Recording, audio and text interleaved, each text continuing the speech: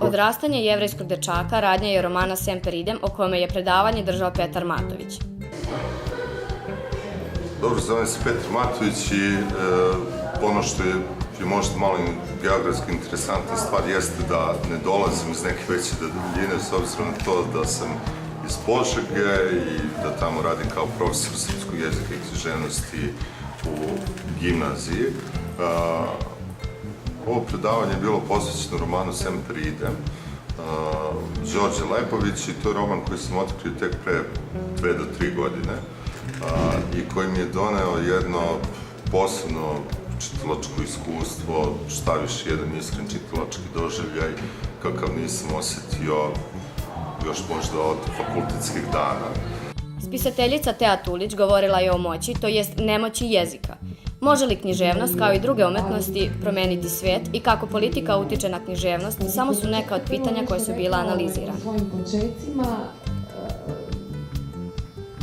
kako je to sve bilo i koliko ja nisam promišljala jezik i koliko sam zapravo pokleknula pred onom idejom da je jezik za početak nemoćan. Ja sam Tea Tulić, živim i radim u Rijeci, pišem poetsku prozu, 2 knjige su mi tako vani Kosovo posvuda i Maksimum Jata. Dobila sam nešto književnih nagrada i priznanja. Inače i vodim radionice kreativnog pisanja, radim kao urednica, članica sam žirija jednog međunarodnog književnog konkursa, ne znam šta bih došla po sebi, promišljam jezik.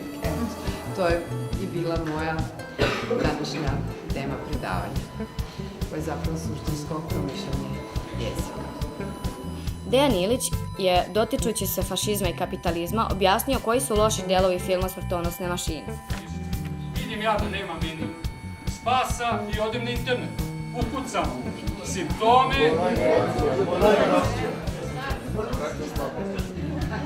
Šta je problem?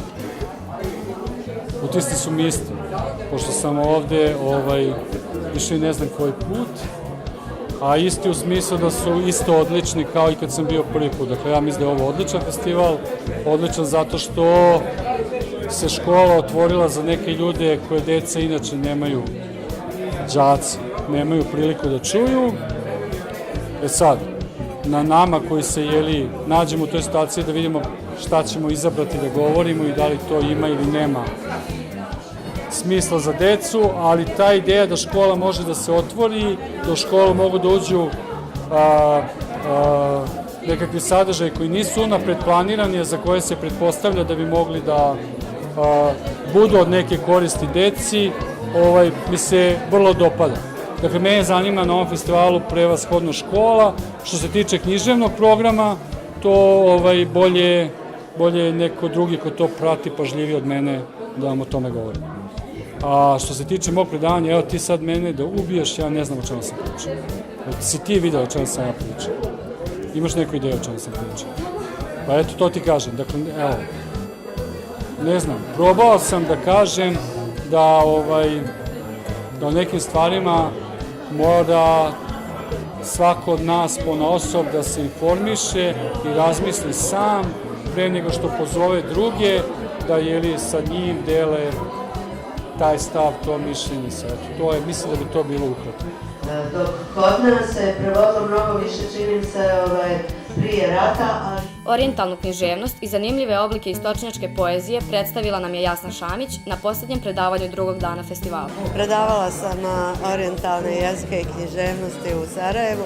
Predavala sam to isto i naš slavenski jezik i književnosti također u Strasburu, u raznim krajevima svijeta, dakle to sam predavala.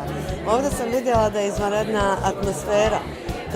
Tek sam stigla, nisam bila, ovo je prvi put da sam došla i zadivljena sam da tako nešto postoji. I čestitam organizatorima, čestitam Ružici Marijanović na tome, a ja ću vam govoriti onako kako mi je predloženo, dakle, pokušat ću da kažem o orijentalnoj književnosti.